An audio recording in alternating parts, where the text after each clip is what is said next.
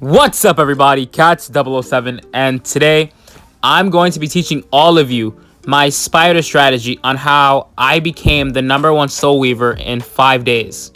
Now, a little bit of background knowledge. Within those 5 days, I went from dragon all the way to hydra, and each session, I played 3 sessions.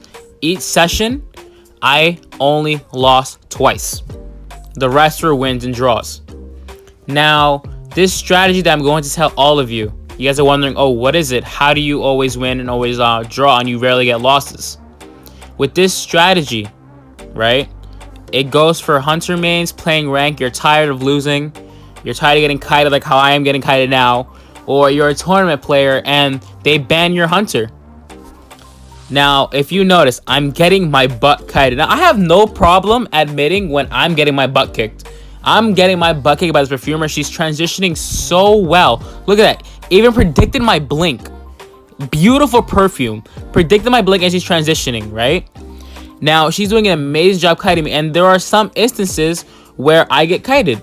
Now, usually for a win with Soul Weaver is you down somebody. You get the first hit before your blink. And then you blink right afterward. But in this instance, and it's very rare in this instance where I do get kited as Soul Weaver.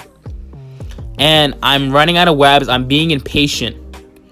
Now, ciphers are going to be popped left and right. And I have no webs to catch up to this person. And I'm getting kited. I'm legit getting kited. What do you do in this scenario? I'm trying to down this perfumer as fast as possible. I even missed my web here. Oh my god, I'm such a mess. What do I do in this scenario? What would you do in this scenario? You want to build up your webs. You know for a fact that this is going to be a losing game. You're getting kited. The ciphers are being popped left and right. You want to make sure you get that down.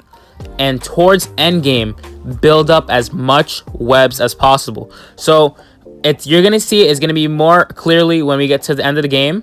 But for now, you're going to watch me get kited. I even got pallet baited. I went to get the smack, and she smacked me right in the face with a pallet. We're going to go right back into the game. So you're going to see exactly what strategy I'm talking about toward endgame and how effective it is to make sure you never lose. When I say never lose, you always secure a draw. You always secure a draw with this strategy, and it is very rare that you lose.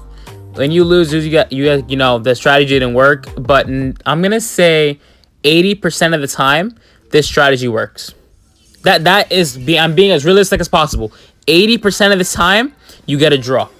There's always that slim possibility that you will lose because of this strategy. Look, I got kited so hard that the mechanic already has a bot at the gate. I'm just chilling here. Now, keep in mind what I'm doing. I'm building up my webs. I didn't shoot the Gravekeeper. I didn't shoot nobody. I'm not setting up any webs. Not setting up anything. I'm building up as much webs as possible. I'm trying not to use any webs. I'm trying my hardest.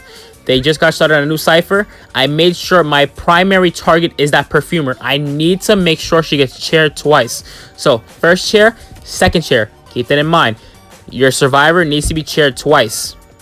They're already 60% on the cipher. They're double decoded, and you're going to rush the hell out of that cipher. If you notice, I don't even care about my presence. I'm building up webs. I have not shot a web. I haven't used any single bit of my webs. Primarily, you want to build up to at least 100 webs or maybe more. Mechanic and Cowboys rushing that cipher. Pay attention. I'm building up webs. I don't care if they go for a save. I'm not using any webs. This is what I like to call the Cats007 strategy and how you turn games from losses, from losses to draws. So I hit the Gravekeeper. It happens. They pop the cipher. Now watch what I do here. Boom. Boom.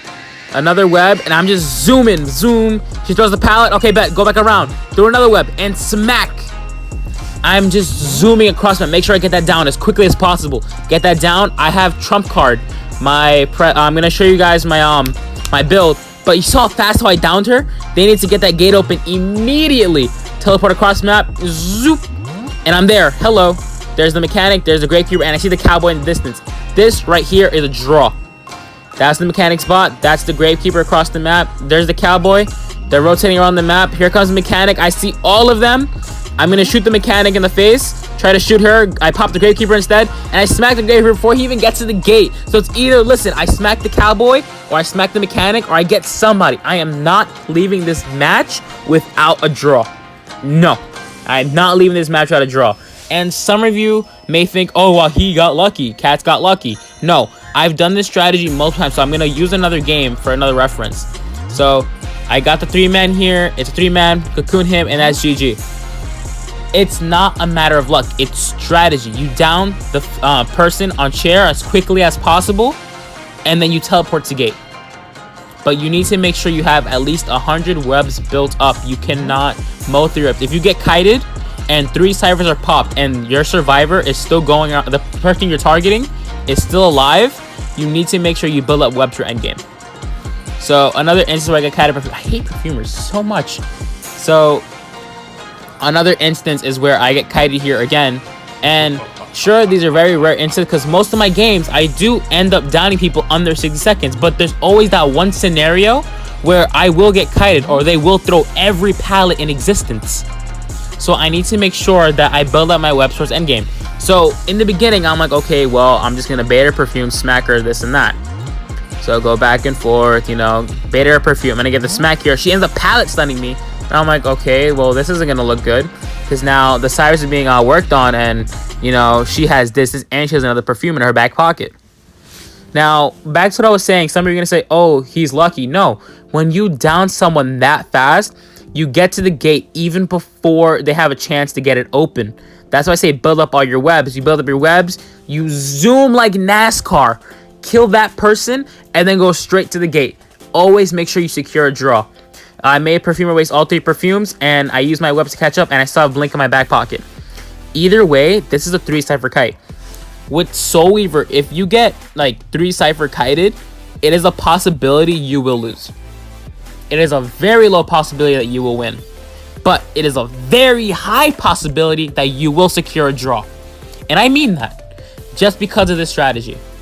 So they're working on all the ciphers. They're down to 2 ciphers. They're gonna pop the next one. Remember, with I'm being cipherist here, so I really got to work against the clock right now. Gravekeeper's going for the save. I'm not chaining any webs or anything. I don't have time to unless I have spare webs, but I can't. I'm just gonna build up all the webs as possible. I'm not even gonna shoot the Gravekeeper. Just build up as much webs as possible. Get that next down as fast as you can. They're gonna try and save. I'm not even shooting my webs, nothing. So I get the hit on the Gravekeeper, and the Gravekeeper ends up rotating. He doesn't want to get double hit.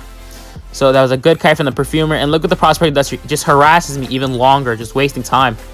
I'm not throwing any webs, not doing anything just yet. I need to make sure I down that perfumer, and that's her second time on chair. When it's her second time on chair, for a fact, when she gets downed again, the ciphers are going to be close to primed. Keep that in mind. So webbing. I see her in the distance. I'm like, okay, hello. So I'm like, okay, I should have webbed here. Look what I did here. I went to go for a swing, and I get punished again for walking through a pallet. Beautiful job on the perfumer, but she's stuck here. So I didn't break the pallet, just hit juking it. Now she has no pallets here, but I need to make sure I secure this down. They're down to 1 cipher, and the last cipher is around 30%. So like I said, the second time the survivor is on chair, that cipher will be primed. So from here, just build up your webs. Look, I'm close to 70, going to 100. I need to build up as much webs as possible. So I'm going to try and pressure the cipher and the chair. So try to slow the decode as much as possible. That cipher is already at 65%. I need to slow the decode, pressure the decode, but also secure my down to make sure I get that draw. So I'm like, okay, can I get a cheeky hit on the prospector? No, I can't. Almost hits me against the wall. That would have been bad. So I'm chaining my web, trying to get up as much as possible. That cipher's around 80%. Now, I got a little cocky with my webs, but I have to build it up. I have to build it up. So from 70 to 100, I hit the perfumer again. Enchantress has a stun. So I web her to try to get her off the thing. Survivor. She ends up stunning me instantly. I'm like, oh crap. Next time I go for the swing, I hit the Enchantress. Cipher's popped. And I'm at 70 webs. I need to make sure I down this perfumer as quickly as possible. So 70 to 100 webs. I have 70 webs. And you just see me zooming across the map. Smack. And then right now that I'm at back gate, they're all gonna rush to reception. I downed this perfumer so fast that they couldn't even make it to the gate. So down the last one, and now I need to get my butt over there. Teleport, and now the gate was just started. I see the Gravekeeper in the distance. I'm like, okay, he's probably gonna shovel. Hold on to my webs, don't use it yet. Spit and smack. Prospector's still working on that gate. I can hear the gate being decoded, and I see him in the distance. I'm like, okay, well, he thinks I'm gonna chair him. No, I'm gonna drop you, and then put my attention all on you. Either way, this is already a draw. Now, from here, it's just a matter of securing the draw or trying to go for that victory. But this strategy is so effective. I'm telling you guys, I rarely lose with this strategy. However, with Soul Weaver, you need to keep in mind, you will not win every match. And you need to have that patience to understand, listen, I am a Soul Weaver. I am not a meta character, and I will not win every match. But when you have that patience and with this strategy, you will rarely lose. So the majority of my matches will be draws. And I've come to terms that, listen, if I lose to a Mind's Eye with Ty Turner or something, some bullcrap, either way, I understand the fact that I got that draw. And that is what Soul Weaver's purpose is. Soul Weaver is a very strong draw character. And in terms of tournament I can't speak English. In terms of tournament not liability, I can't say it. What's the word? But in terms of like using Soul Weaver in tournaments is a word I can't say. Alien said viable. There we go. I remember watching one of Alien's videos. Tournament viable. And Soul Weaver is tournament viable in my opinion. She is very strong at securing those draws. And my build, double pallet and then trump card, Tinnitus, and down. So Enchantress, I'm so afraid of that triple stack. And I even hit the Enchantress. So I need to be really careful here. Trying to speed as much as possible before the Enchantress get the save. Zoom. She gets saved, and I smack the Prospector. I get smacked. The gate is around 90%. They're going to rush that gate. I teleport to the gate. Enchantress does not have any more stuns. Smack the Gravekeeper. And from here, everyone's down. They're going to have to take time to heal. I'm going to cocoon him. He's dead. I think the Prospector is going to be dead on chair as well. But with this strategy, you are always securing a draw. You will rarely lose. And I feel like, especially when you're playing ranked, you get really stressed out and anxious. But I feel like when you're constantly getting draws, like, you know what? I've come to the terms with the fact, hey, listen, I'm not losing. Even though I'm not winning all the time, but I'm not losing. I'd rather take a draw than a loss any day, you know? So, Enchantress over there. I see her. She's going to vault the win. I'm going to double back. I'm not going to vault the win behind her. She might get to the dungeon. I'm like, okay, well, you know what? I'm zooming, and get the smack. And that's GG's. I hope you guys enjoy the strategy. Hope I can bring more videos like this just to show you guys the power of Soul Weaver. I'm Catch007, and I'll catch all of you later. Peace.